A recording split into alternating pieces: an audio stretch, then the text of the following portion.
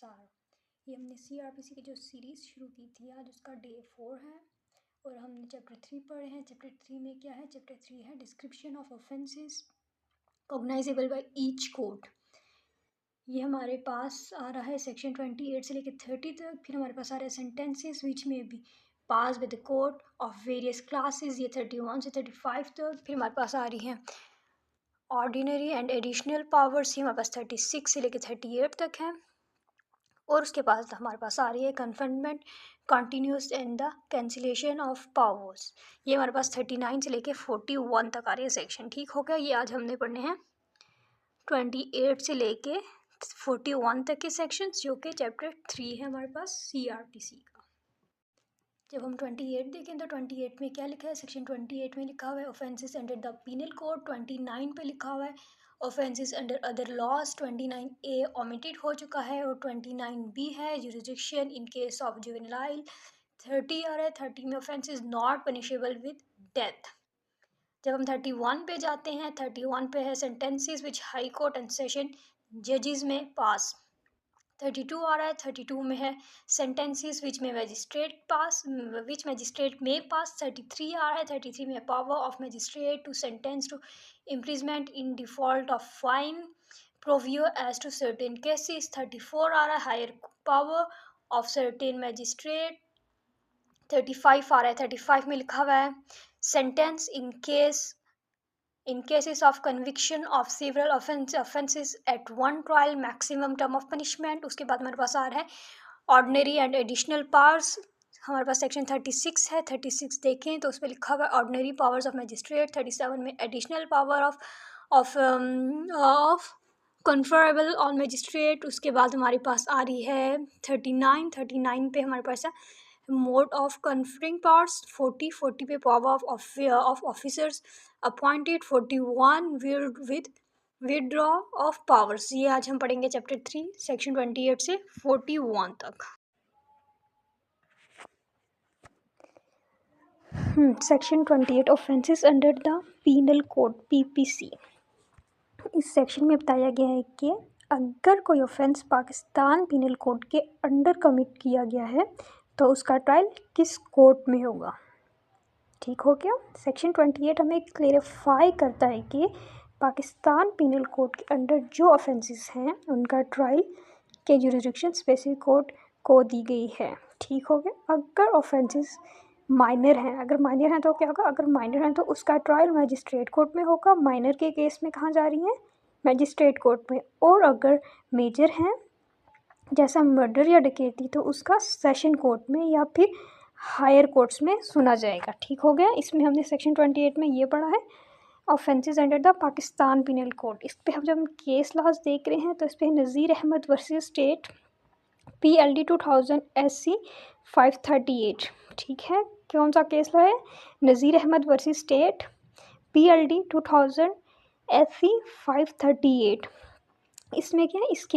इस केस में कोर्ट ने क्लेरिफाई किया है जो CS ऑफेंस है उनका ट्रायल हायर कोर्ट्स में होना चाहिए ताकि एक्यूज्ड और प्रोसिक्यूशन दोनों के हक के इंसाफ बराबर रहे और ट्रायल ट्रांसपेरेंट हो। ठीक हो गया। अगला हमारे पास सेक्शन 29 आ रहा है। 29 में हमें क्या बताया गया है? 29 में हमें बताया गया है कि offences not under the penal code other laws. ठीक है। इसमें हमें क्या कह रहे हैं? सेक्शन 29 ये डिफाइन करता है कि अगर कोई ऑफेंस पाकिस्तान पीनल कोड के अलावा किसी और स्पेशल लॉ के अंडर कमिट हुआ है तो उसका ट्रायल किस कोर्ट में होगा।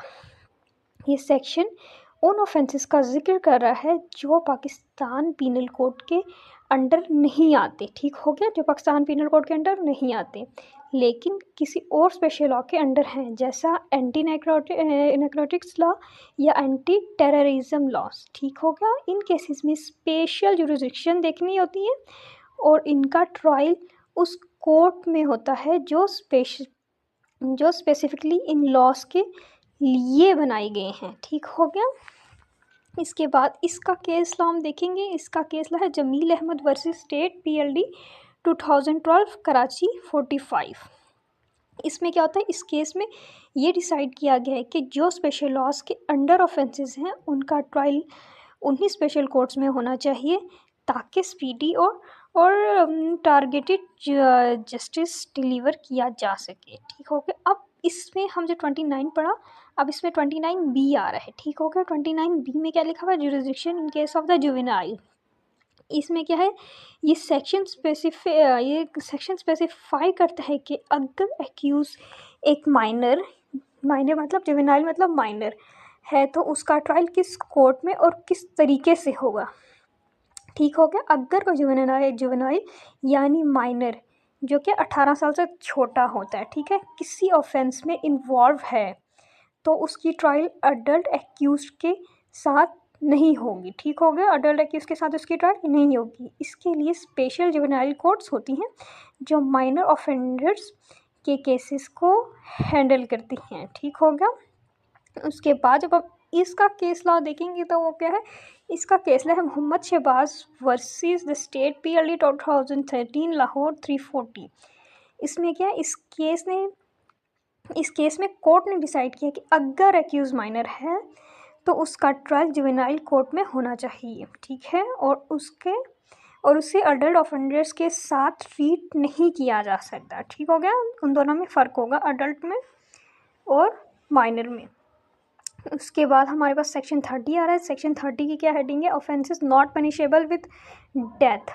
इसमें क्या है, सेक्शन 30 ये क्लियरफाई करता है कि अगर कोई ऐसा ऑफेंस है जो कि डेथ से पनिशेबल नहीं है तो उसका ट्रायल किस कोर्ट में हो सकता है और कैसे उसे हैंडल करने की और किससे उसे हैंडल करने की अथॉरिटी दी गई है। ठीक हो गया। अब मैं आपको बताती हूँ कि सेक्शन 38 कहता है कि कुछ ऐसी ऑफेंसेस हैं जो डेथ पेनल्टी से पनिशेबल नहीं है। इनका ट्रायल मजिस्ट्रेट कोर्ट भी कर सकता है अगर उनको प्रॉपर अथॉरिटी दी गई हो। ये सिस्टम के वर्कलोड को रिड्यूस करता है और ट्रायल प्रोसेस को स्पीड करता है वो तेज़ कर देता है, स्पीड अप कर देता है। ठीक हो गया। जब हम इसका केस लॉ देख रहे हैं, इसका case law Riaz Ahmad versus state है। हम लिखेंगे Riaz Ahmad versus state PLD 2014 पिशावर 120। इसमें क्या होता है, इस केस में कोर्ट ने डिसाइड किया है कि अगर ऑफेंस डेथ पेनल्टी से पनिशेबल नहीं होता तो उसका ट्रायल लोअर कोर्ट्स भी कर सकती हैं, लेकिन कोर्ट्स के डिस्क्रिशन पे डिपेंड करता है कि वो किस केस को कैसे हैंडल करती है। ठीक हो गया। ये हमने भी पढ़ लिए। ये हमने भी कौन से सेक्शन पढ़े हैं? ये हमने भी 28, 29A ओमिट हो गया था, 29B और 30 सेक्शन पढ़े हैं। हम पढ़े हैं CRPC जो कि हमने 16 डेज़ की सीरीज़ शुरू की थी, उसका आज 4th डे है। 4th डे में हम चैप्टर नंबर 3 पे आ चुके हैं। चैप्टर नंबर 3 का नाम है पावर ऑफ कोर्ट्स। इसके हमारे पास टोटल 4 पार्ट्स हैं, A part, B part, C part और D part. A power part chapter का नाम है पावर ऑफ कोर्ट्स। ठीक हो गया। A पार्ट जो है, जो भी हम करने लगे हैं, उसका नाम description of offences cognisable by each court है। ठीक है। ये 28 से लेकर 30 तक है। फिर बी पार्ट है। बी पार्ट में sentences which may be passed by the courts of various classes, वो 31 से लेकर 35 तक है।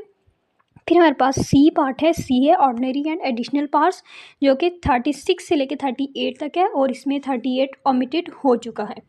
इसके बाद हमारे पास डी पार्ट आता है। डी पार्ट हमारे पास है confirm and continuance and the cancellation of parts जो कि हमारे पास 39, 40 और 41 है। ठीक है।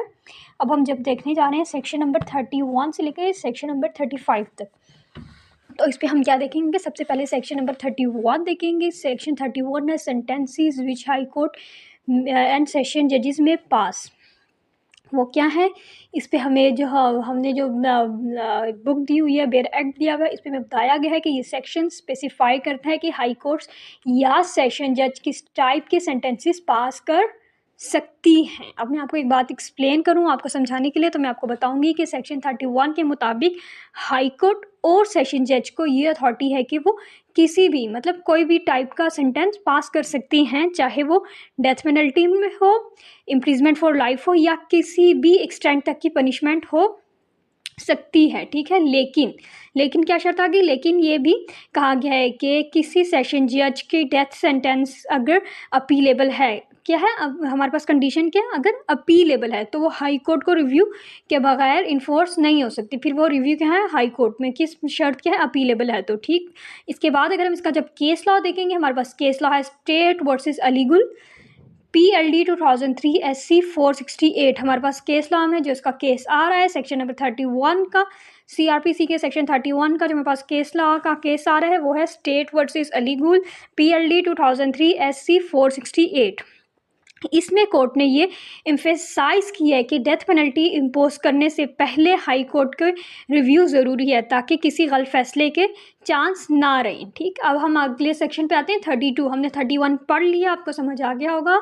अब हम 32 देख रहे हैं। 32 में सेंटेंसेस विच मैजिस्ट्रेट में पास, जो हमारे पास बुक पे लिखा हुआ है उसका पहले मतलब देख लें। हमारे पास सेक्शन 32 जो लिखा था उसका मतलब ये है कि वो हमें ये डिफ़ाइन करता है कि मैजिस्ट्रेट कि वो हमें कह रहा है कि सेक्शन 32 जो है वो हमें ये डिफ़ाइन कर रहा है कि मजिस्ट्रेट किस किस तरह के सेंटेंसेस पास कर सकते हैं और उनकी मैक्सिमम अथॉरिटी क्या है। अब मैं आपको ये बात समझाने जा रही हूँ।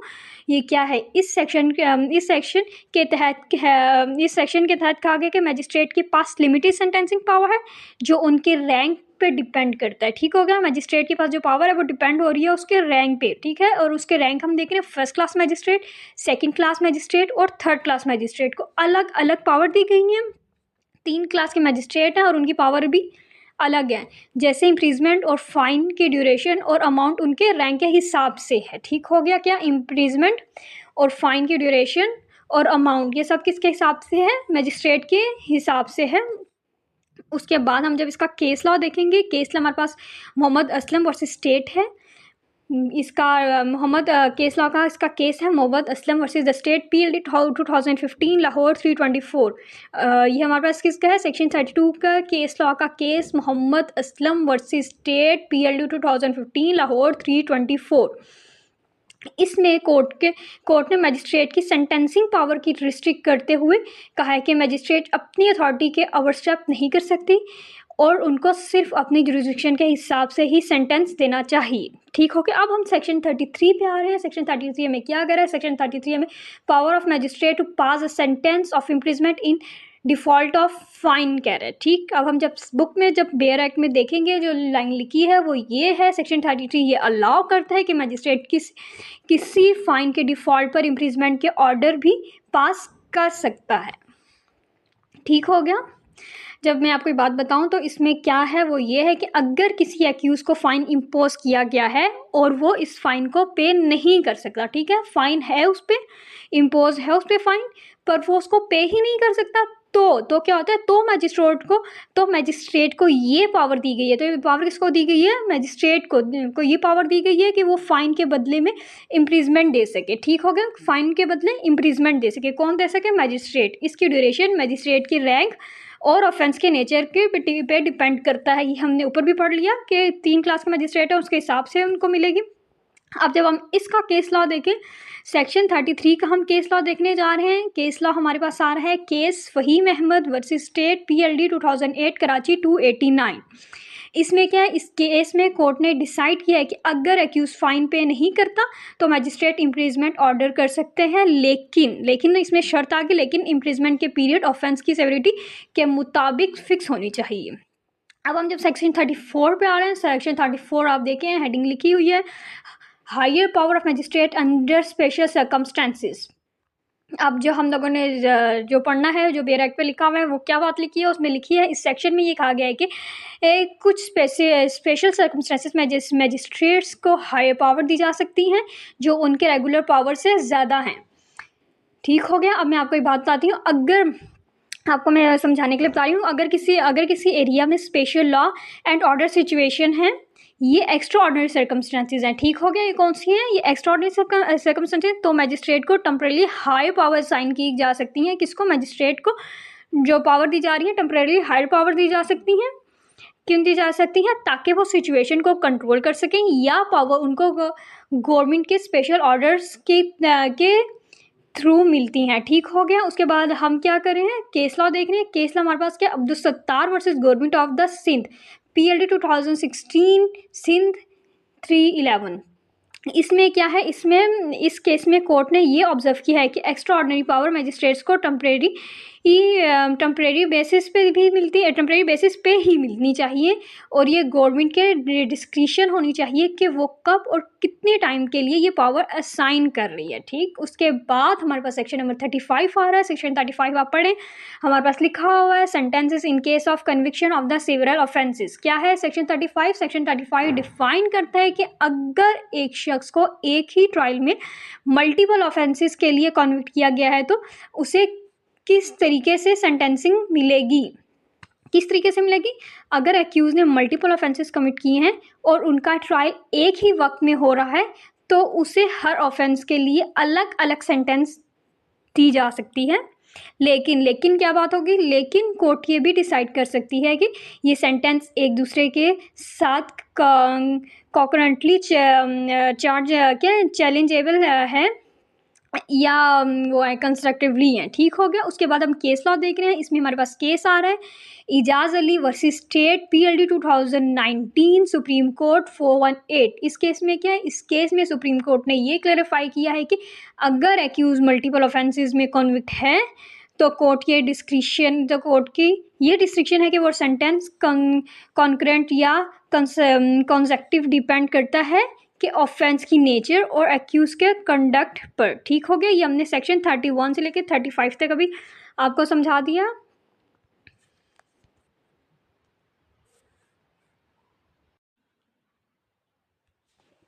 अब हम इसमें सेक्शन 36 और 37 देखेंगे और 38 जो है इसका ओमिटेड रहता है। सेक्शन 36 में ऑर्डिनरी पावर ऑफ मैजिस्ट्रेट। ठीक है, ordinary power of magistrate. Section 36 क्या करे? 36 हमें ये एक्सप्लेन करता है कि मैजिस्ट्रेट के पास क्या क्या ऑर्डिनरी पावर है जो वो डेली प्रोसीडिंग्स और रूटीन केसेस में एक्सरसाइज कर सकता है। ठीक है, किसके पास मैजिस्ट्रेट के पास क्या है, कौन कौन सी ऑर्डिनरी पावर हैं और कौन कौन सी ऑर्डिनरी पावर्स हैं, क्या कर सकता है, जो वो डेली प्रोसीडिंग्स और रूटीन केसेस में एक्सरसाइज कर सकता है। ठीक है, ये हमें कहाँ नज़र आ रहा है? ये हमें सेक्शन नंबर 36 में नज़र आ रहा है। इसमें क्या है, एक सेक्शन के मुताबिक ऑर्डिनरी पावर से मुराद वो पावर्स हैं जो मैजिस्ट्रेट को उनके रेगुलर ड्यूटीज़ परफॉर्म करने के लिए दी गई हैं। ठीक हो गया। उसके बाद ये पावर्स उन्हें किस टाइप के केसेस में ट्रायल कंडक्ट करनी है, अरेस्ट वारंट इशू करना है और छोटी ऑफेंसेस में डिसीजंस लेने हैं जैसे बेसिस टास्क के लिए दी गई हैं। ठीक है, फर्स्ट क्लास, सेकंड क्लास और थर्ड क्लास मैजिस्ट्रेट के लिए अलग ऑर्डिनरी पावर्स हैं कि ठीक है, जो उन्हें रैंक और एक्सरसाइज के हिसाब से दी गई हैं। इसके लिए हमारे पास केसेस है Bashir Ahmed versus state PLD 2012 Sindh 432। इसमें क्या है, इस केस में कोर्ट ने मैजिस्ट्रेट की ऑर्डिनरी पावर के स्कोप को डिफाइन किया और कहा है कि मैजिस्ट्रेट की ये ड्यूटी है कि वो उन केसेस में ऑर्डिनरी पावर्स को एक्सरसाइज करे जहां इमरजेंसी नहीं हो और वो लॉ के बेसिक प्रिंसिपल्स को फॉलो करते हों। ठीक है, करते हों, उसका मिसयूज़ ना हो। उसके बाद हम 37 जब देख रहे हैं, 37 में है एडिशनल पावर कन्फरेबल ऑन मैजिस्ट्रेट। इस सेक्शन में क्या लिखा हुआ है? सेक्शन में ये लिखा हुआ है, ये सेक्शन ये स्पेसिफाई करता है कि कुछ स्पेशल सर्कमस्टेंसेस में मैजिस्ट्रेट को एडिशनल पावर भी दी जा सकती हैं जो उनके नॉर्मल अथॉरिटी से ज़्यादा हैं। ठीक हो गया। इसमें क्या लिखा हुआ है? इसमें ये बात है, इस सेक्शन में ये बात बताई गई है कि ये सेक्शन ये स्पेसिफाई करता है कि कुछ स्पेशल सर्कमस्टेंसेस में मैजिस्ट्रेट को एडिशनल पावर्स भी दी जा सकती हैं जो उनके नॉर्मल अथॉरिटी से ज़्यादा हैं।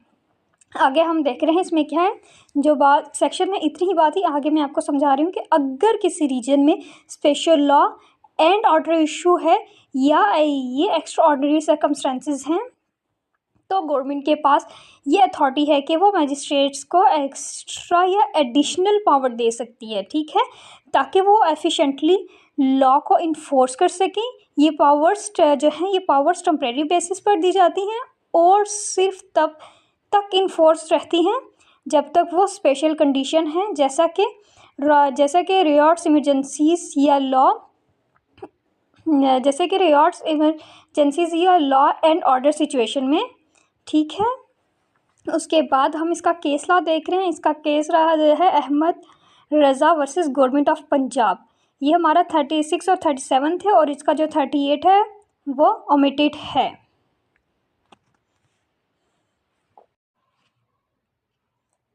अब हम आखिरी चीज़ करने जा रहे हैं, जो कि सेक्शन 39 से लेके सेक्शन 41 तक है। ठीक है, सेक्शन 39 का टेक्स्ट जब आप बुक से पढ़ेंगे उसमें ये बात लिखी है, उस पर ये लिखा हुआ है कि सेक्शन 39 स्पेसिफाई करता है कि किसी भी ऑफिसर या मजिस्ट्रेट को पावर देने के मुख्तलिफ तरीके हैं। ये पावर ये क्या है, उन्हें अलग अलग मोड से दी जा सकती है। ठीक है, किस तरह दी जा सकती है, ये सेक्शन जो है ये कहता है कि किसी भी अथॉरिटी को पावर साइन करने के लिए दो मेन मोड्स हैं, एक जनरल और स्पेशल मोड है, और दूसरा क्या, notification in the official gazette. General order का मतलब है कि एक ही मतलब है एक वाइड रेंजिंग अथॉरिटी दी जाए जो सिर्फ एक शख्स या पार्टिकुलर इंस्टेंस तक लिमिटेड हो। ठीक है, और स्पेशल ऑर्डर से मुराद है कि एक पार्टिकुलर इंडिविजुअल या स्पेसिफिक पर्पस के लिए अथॉरिटी असाइन की जाए। Notification in the official gazette, अब देख रहे हैं notification in the official gazette से गवर्नमेंट या कॉम्पिटेंट अथॉरिटी अपने पावर और उनके असाइन होने का ऑफिशियल रिकॉर्ड मेंटेन करती है। ठीक है, अब हम इसका केस लॉ देखेंगे। केस लॉ इसका है Imran Ali versus government of Punjab PLD 2011 Lahore 330। Section 40 देख रहे हैं, तो सेक्शन 40 पे लिखा हुआ है पावर्स ऑफ ऑफिसर अपॉइंटेड। इसमें क्या लिखा हुआ है सेक्शन 40 में, सेक्शन 40 हमें ये क्लैरिफाई किया गया है कि जो ऑफिसर अपॉइंट किया जाएगा या जो ऑफिसर अपॉइंट किया गया है उनके ऑफिशियल ड्यूटीज़ और पावर्स असाइन किए जाती हैं उन्हें ऑफिशियल क्या है सेक्शन 40 हमें ये क्लेरिफाई किया गया है कि जो ऑफिसर अपॉइंट किए गए हैं उनको स्पेसिफाइड ड्यूटीज़ और पावर असाइन की जाती हैं जो उन्हें अपॉइंटमेंट के ऑब्जेक्टिव को अचीव करने में हेल्प करती है। ठीक है, इसमें क्या बात है, इसमें इस सेक्शन में कहते हैं कि जब भी किसी ऑफिसर को अपॉइंट किया जाता है तो उनको कुछ स्पेसिफिक पावर दी जाती हैं जो उनकी ड्यूटीज़ और फंक्शंस के साथ डायरेक्टली रिलेट होती हैं। ये पावर्स उन्हें लॉ इन्फोर्समेंट या किसी भी असाइंड लीगल ड्यूटीज़ को एफिशिएंटली परफॉर्म करने के लिए दी जाती हैं। ठीक है, इसके अलावा इन ऑफिसर्स में पुलिस ऑफिसर्स, मैजिस्ट्रेट्स और जुडिशरी के और भी डेजिग्नेटेड ऑफिसर इंक्लूड हो सकते हैं। ठीक हो गया, जो इंक्लूड हो सकते हैं हमने आपको बताया कौन कौन से इंक्लूड हो सकते हैं। इन ऑफिसर्स में पुलिस ऑफिसर्स, मैजिस्ट्रेट और जुडिशरी के और भी डेजिग्नेटेड ऑफिसर इंक्लूड हो सकते हैं जो लॉ इन्फोर्सर में डायरेक्टली रोल प्ले करते हैं। इसका केस ला देख रहे हैं Riaz Ahmad versus state PLD 2018 Sindh 477। अब हमारा लास्ट सेक्शन आ रहा है जो कि 41 है। 41 में किस बात के बारे में बताया गया है, विड्रॉल ऑफ पावर्स। सेक्शन 41 हमें कहता है सेक्शन 41 स्पेसिफाई करता है कि किसी भी ऑफिसर या मजिस्ट्रेट के पास से पावर्स वापस ली जा सकती हैं अगर कॉम्पिटेंट अथॉरिटी को ये लगे कि यह ज़रूरी है। ठीक है, अगर कॉम्पिटेंट अथॉरिटी को लगे कि ज़रूरी है तो पावर्स वापस ली जा सकती हैं। इसके बाद हम क्या देख रहे हैं इस सेक्शन में, इस सेक्शन के मुताबिक किसी भी ऑफिसर या मजिस्ट्रेट की पावर को कॉम्पिटेंट अथॉरिटी के डिस्क्रिशन पर वापस ली जा सकती हैं। ये विड्रॉ किसी भी मिसकंडक्ट, मिसयूज़ ऑफ पावर या सिचुएशन चेंज होने पर हो सकती है। गवर्नमेंट और जुडिशरी को ये पावर है कि वो किसी भी ऑफिसर्स के पास से उनकी अथॉरिटी वापस ले लें अगर वो अपने पावर का ठीक तरीके से यूज़ नहीं करे। ठीक हो गया, ये हमने पढ़ लिया। अब इसका जब हम केस लॉ देखेंगे, केस लॉ है Zubair Ali versus state PLD 2019 Islamabad 109। ये इतना ही था।